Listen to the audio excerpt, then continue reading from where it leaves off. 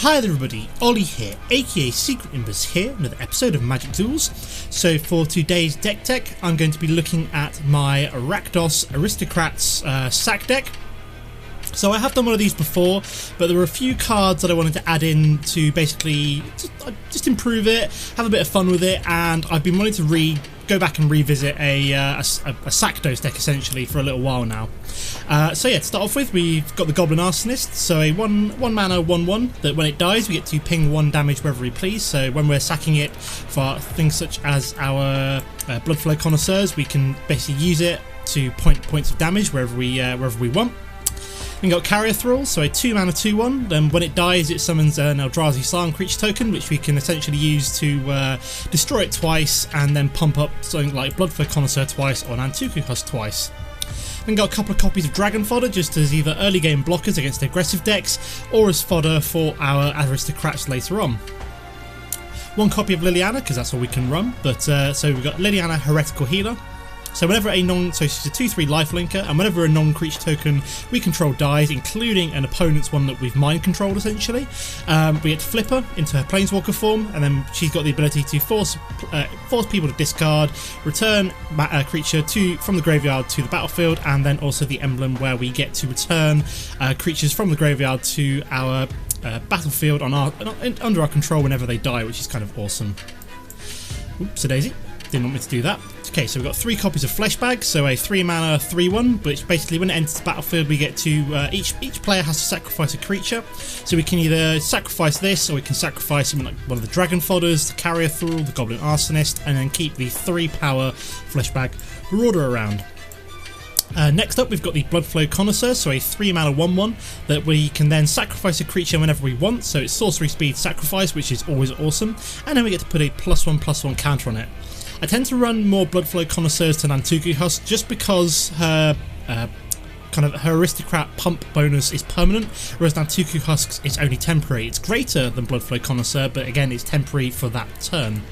So Nantuko Husk is another 3 mana Aristocrat, where whenever we sacrifice a creature, it gets +2/+2 until end of turn, so it can get pretty big. If you've got a lot of fodder on the battlefield, this one can get particularly big, but like I said, it's only permanent to the turn, and then it goes back to being a plain old 2/2.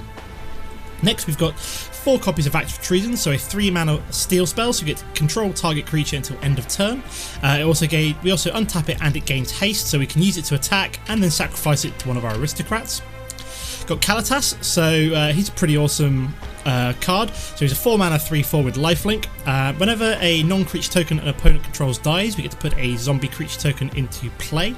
We can also then sacrifice another vampire or zombie and put a +2/+1/+1 counter on Kalitas. So basically if we've killed an opponent's creature with Bloodflow Connoisseur or Nantuko, we get to summon zombies, which we can then sacrifice to make Kalitas bigger. So he's just another one of our Aristocrats even. My god, got the Disney film on the brain apparently. I will probably say that many times throughout the next series of videos. I'll probably say Aristocrats instead of Aristocrats. Oh, it's just one of those days. We've also got Blazing Hellhound, just a couple of copies of him. Not running the third one, is a little bit more expensive than some of our other Aristocrats. So he's a 4 mana 4/3, so he's pretty powerful on his own. We do have to pay mana to sacrifice another creature, and then basically what we then get to do is ping damage wherever we please, which is quite nice.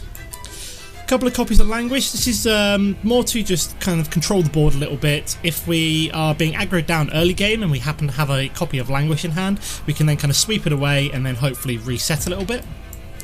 3 copies of Traitorous Instinct, not running the full 4 just because it's a little bit more expensive than the Act of Treason, but the good benefit about the benefit of this over the Act of Treason, however, is that the creatures do get +2/0 as well as gaining haste, which is quite nice. 2 copies of Priest of the Blood Rite, so it's a 5 mana 2/2 human, which when it comes into play we also get to put a 5/5 black demon into play as well, which is kind of awesome. Also the downside of this card is that whenever this particular card is in play, we basically lose 2 life at the beginning of our upkeep. However, because we've got our Aristocrats, oh my god, I've said it again, Aristocrats in terms of the Nantuko Husk and the Bloodflow Connoisseur, we can ping away the actual Priest of the Blood Rite and keep our demon in play as well, which is quite nice. So That's why this particular card is in the deck, because we can get a 5/5 Black Demon and also then pump up one of our Aristocrats as well. So one of the other new steel spells from Oath of Zendikar is Press into Service, so it is a support 2. So when it comes down, we get to put a +1/+1 counter on up to 2 target creatures, and we also get to gain control of target creature until end of turn. So it basically works the same as our Traitorous Instinct and our Act of Treason, but we also get to support 2 as well, which is kind of nice. To finish off with, we've got Chandra. Reason she's in the deck is that we can then summon the 2 3/1 red elemental creatures, ping up our opponent's face, and then use them to actually pump up our Aristocrats. Oh my god, said it again, what is wrong with me? Aristocrats as well. So instead of exiling them at our end step, we can actually use them to pump up our creatures as well, or deal damage if we've got, for example, the Blazing Hellhound. So yeah, that's why Chandra's in the deck. So she's a late game drop which can potentially help us kind of close out the close out the match with 6 damage every turn, and then the pump ability from the sacrifice also. So she's another Oath of the Gatewatch card. We can also use her as a pseudo board sweep and to restock our hand if we need to as well. In terms of the mana base, we're even on mountains and swamps, as we're fairly even on the card distribution, running all three of the dual lands, only 2 copies of the one that comes in tapped, and then just some Evolving Wilds to help thin down the deck. So that's the deck, let's go play some games. Okay guys, here we are for game number 1. We're playing the rank 34, was that McAllister? I will double check. Yeah, so this is looking okay, we'll probably keep this hand. We'll start off with the Smoldering Marsh so we can get Goblin Arsonist down next turn. We do have a Chandra in hand for later on. Yeah, we're playing the rank 34, sorry, M4 Callister, so I'm guessing that's probably supposed to be kind of like McAllister, but with a 4 instead of a C. So yeah, so we're down at rank 29. I was playtesting a few decks before this morning. I was kind of playing around with the idea of doing some kind of like Rakdos kind of aggressive Eldrazi deck, but it wasn't really working out. Like, it just wasn't really powerful enough. You were never really able to get enough really creatures down to then enough powerful creatures down to kind of beat out aggro or control decks. So it was kind of an annoying deck, so I kind of lost a few ranks in that regard. So we're only 1 mana away from being able to get Chandra down on turn 6 at this rate, which is kind of nice. So if we can just draw 1 more mana in the next kind of like 3 turns, that would be fantastic. We do have an Act of Treason. We've also got Kalitas, which we'll probably try and get down next turn. This is a 3/4 lifelinker. So our opponent has done not a lot so far. We've got a Bloodflow Connoisseur, which is also nice, not knight. So I probably want to go for I don't know really, Kalitas or Bloodflow. I just feel like I want to go for Kalitas just because he is the slightly more powerful card. He's more likely to draw removal, which we kind of want to get rid of before then playing out the Bloodflow Connoisseur and the Act of Treason later on. Plus he's got the lifelink, so if we can swing with him next turn we will gain that bonus 3 life.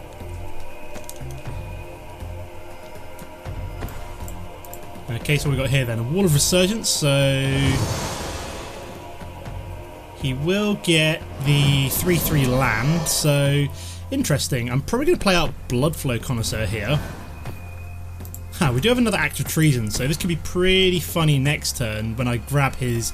I could grab his mana and then basically make him mana screwed. Do I swing with Kalitas? I think I will. Reason being is that... No, I'll swing with both of these, and then I will actually gain the life from Kalitas, so I won't really mind... what's the word I'm looking for? Getting hit in the face with the planes. And then we're just going to Act of Treason his planes next turn, and then kind of mana screw him down a little bit by sacrificing it, which is kind of hilarious.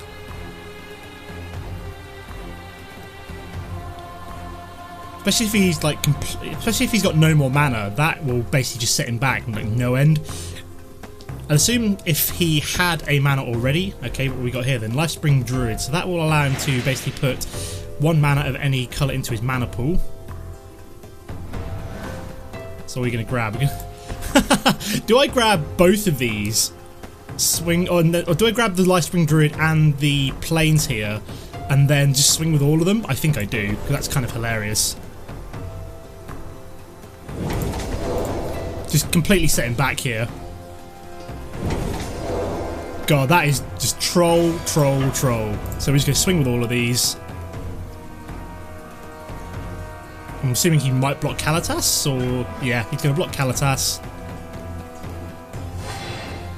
So then we're going to sacrifice you and sacrifice you. So that goes up to a 3/3. Plus we get rid of essentially two of his mana sources in the Lifespring Druid and the Plains. And then we've got Chandra to come down this turn, and he's completely full on hand. Wow, yeah, he's decided to leave the game. So that was a pretty good demonstration of the deck in game number 1. So let's move on to game number 2. Okay guys, here we are for game number 2. We're playing the rank 31 Rem Pasquero, I believe that was. I'm going to keep this. It might be foolish, but I'm going to keep it. I mean, we've got 3 different kinds of steel. We've also got a Fleshbag Marauder, so if we can get to 3 mana, we should be okay. Like, next 2 turns, if I got like a Bloodflow Connoisseur and a mana, I would be more than happy. Okay, there we go. Excellent. So my first wish has been answered. We have the 3rd mana, so we're good in that regard.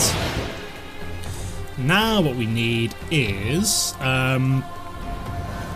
yeah, that one of our aristocrats would be quite nice. So he has got himself a Sovereign Advocate. So I really hate this spell. So I'm almost really tempted to just Fleshbag Marauder now. Oh wow, that is fantastic! It literally, the game answered my prayers. So we're not going to bother swinging here. Play out the Bloodflow Connoisseur. He's played any green so far, so I'm not too worried about removal spells. So I'm probably just going to Act of Treason that next turn. Yeah, we're playing mono green here at the moment. So I was quite happy to. So we're just going to take the damage here, as we want this alive for the Act of Treason. And he's going to play himself out a Nissa, so we can actually kill Nissa this turn. Potentially. Is he going to get himself the token? Yeah, he's going to get himself the token.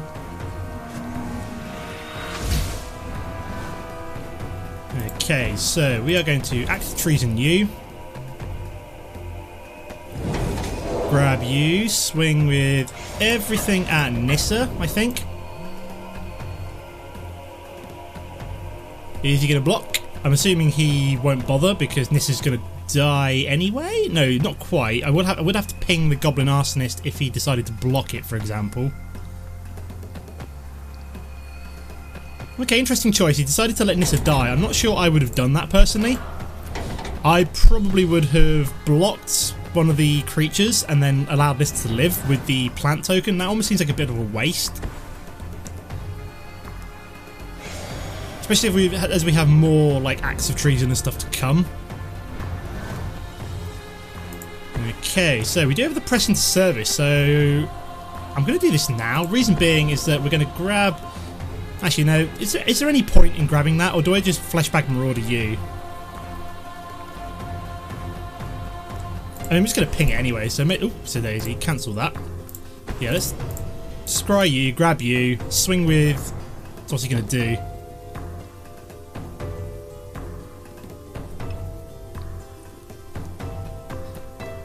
Okay, so we're just pausing it there just to see what that did, I'm assuming. We're going to swing for 5.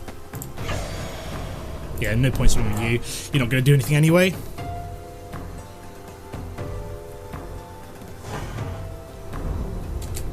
Pause. Get rid of you. Perfect. So that goes up to a 4/4. Marvellous.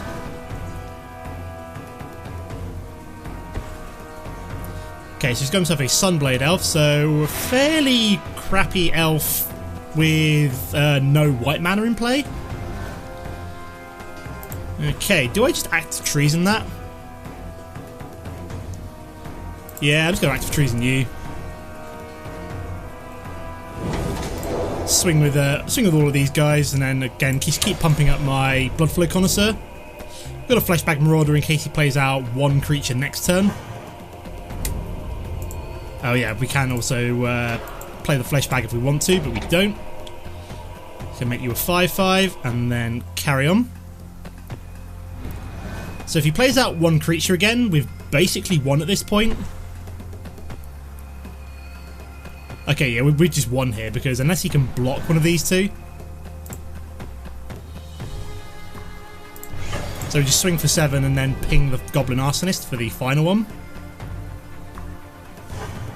I don't think there's any...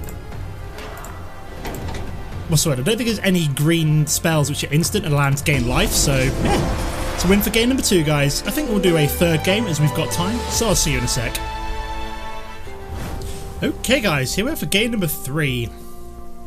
See what we're playing in a second as I completely missed it. It's something to do with Dota, so... oh yeah, we're keeping this hand. Yeah, we're playing Dota 2 Economist. Interesting name for your Steam account. But yeah, we do have the Bloodflow Connoisseur to come down on turn 3. We've then got 2 lots of steel as well, which is quite nice. Okay, so we've got Carrier Thrall, which is awesome to see, so we can get you down on turn 2. It's a nice fodder for our Bloodflow Connoisseur, along with our 2 steel spells. So yeah, this is started out pretty fantastically so far. Okay, so we've got red, white and blue, so we've got the tricolor, as the French would say. We also have a Dragon Fodder, which is awesome, so that's even more fodder for our Bloodflow Connoisseur. In this case, it's Vampire Fodder rather than Dragon Fodder. You poor goblins, you poor goblins. You're just going to eat it just to appease my bloodthirsty nature. So has he got some kind of removal? I mean, we can push it out of range of either a Twin Bolt or a Fiery Impulse just by sacrificing both the Carrier Thrall and the resultant Scion. So he's decided not to do that. Okay, so he's going to Twin Bolt. What's he going to Twin Bolt? That, so he's going to sacrifice you. So is that going to trigger first? And then trigger you again. So it goes up to a 3/3. There we go. So that just pushes it right out of range. So yeah, that was an interesting decision to try and do that because, like I said, I had more than enough to deal with that, which is weird. So we're just going to swing here and then probably double Dragon Fodder, as he's got no creatures that we can obviously steal for the turn. So this is going to push it right up to, say, for example, a 7/7 if we needed to, which is kind of bonkers, really. You had your chance, mate, and you blew it. Well, he had no chance. Like all of these abilities of this all went on the stack. So essentially, Twin Bolt was right on the bottom, and then I managed to trigger the sacrifice on the Carrier Thrall, which then triggered next. And then, yeah, okay. So so far, this guy has absolutely nothing on the battlefield. What else he got? Adverse conditions. Tap up 2 target creatures. Okay, so we're just going to swing with the other 3 then. I mean, we could just steal that Scion and pump up our... what's I'm looking for? He's just going to throw it under the bridge there. We could have actually sacrificed one of those goblins there. I'd rather kill his Scion personally, though. Leaves him with an empty board. Planar Outburst. Okay. That's not good for me. So this is where this deck does fall down. If you lose your Aristocrat, we do have another Carrier Thrall though. It's going to drop you. So at this point, all we really need to draw is something like an Nantuko Husk, another Bloodflow Connoisseur. I mean, how many have we got? We've got 3 more three more Bloodflow Connoisseurs, 2. What's what I'm looking for? 2. I could just steal this with the Act of no, the Traitorous Instinct would be okay. What am I looking for? Let's play out the Goblin Arsonist here then. No point swinging this turn. Yeah, so we've got 3 Bloodflow Connoisseurs, we've got 2 Nantuko Husks, and we have 2... what am I looking for here? 2 other Hounds, that's what I'm looking for. So yeah, basically we need to, so we've got 7 creatures in 48, so with every turn we've got like a 1 in 7 chance of finding one of our aristocrats. Oh my god, I'm still saying it, it's ridiculous. You would have thought we would have learnt by now. Okay, so he's got a twin bolt. So what I find really funny is that I could actually steal this at some point. Ping you in the face, there we go. So if I can somehow push through, say for example, a little bit more damage, I could then steal this when he flips it with the Traitorous Instinct and ping him for 9. So, ooh, do I just languish it?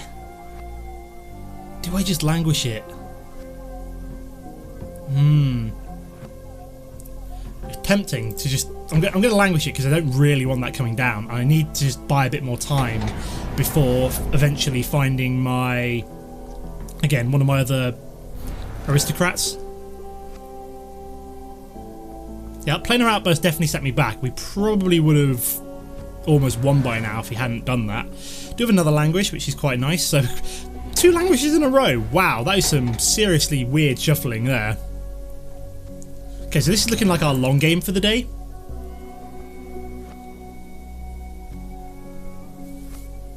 Oh, I'll tell you what, guys, one of the best things I've done with this deck so far was to actually, also I can't remember what I did on turn 5. I had quite a few creatures down. I was playing the Reanimated deck that Legend VD has recently put out. It's amazing. Whenever he puts a video out, almost like half the people I play, I swear, all run his decks. So I was basically playing the Reanimated deck that he put out, and oh wow, we got a double Traitorous Instinct. It's pretty awesome. Yeah, so I was playing that Reanimated deck. So on his turn 5, he reanimated an Ulamog with that was the only creature on the board. He was then completely tapped out. I then Traitorous Instinct his Ulamog and then basically punched him in the face for lethal. It was glorious. It was one glorious way of winning. So at the moment we're kind of both in a top deck battle here. He can ping at me with the okay, so he's also got a Jace, which is not good for me. See, at this point, I'm now just kind of like completely slowed down by that Planar Outburst. This is quite controlled. It's looking like a red, white, and blue control deck. It's an interesting choice. I'm almost tempted to run like this because I don't think I've actually run Thing in the Ice yet. In one of my decks, anyway. So, I mean, do we play out the Bloodflow Connoisseur? I don't see the point. Unless we can nick one of his creatures. What's Jace's ultimate? Ugh, I kind of need to like just keep Jace down, but there's no reason for me to play out Bloodflow Connoisseur without. So he's now going to activate that. Nope, he's just going to activate Jace's ability. So yeah, we kind of need something here. I almost feel like this is like the worst deck to play. So just go play out both of these and hope he can't target both. Yeah, he's played out no creatures, so this is like the worst deck for us to play, which is, you know, you don't see that many creatureless decks in the meta at the moment. It is full of a lot of creatures, so which is why I kind of wanted to run this deck. But unfortunately, this guy is running one of those decks where we can't really do anything.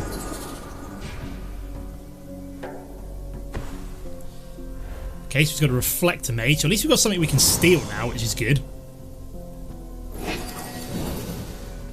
So we can actually steal his Reflector Mage with our Traitorous Instinct. Thank you for that. Oh yes, Priest of the Blood Rite as well. I think we're going to do that next turn, however. So we're just going to steal his... Has he got some kind of counter?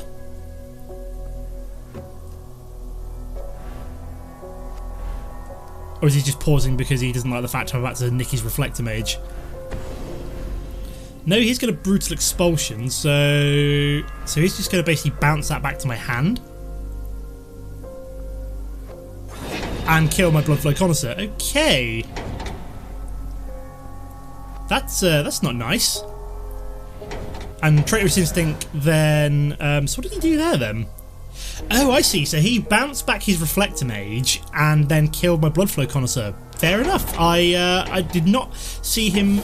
Oh, and he's also then got, so whenever an opponent casts his or her first spell each turn, counter that spell. So yeah, that's what I was worried about, was him getting Jace down. So I think at this point we're probably not in a particularly good way.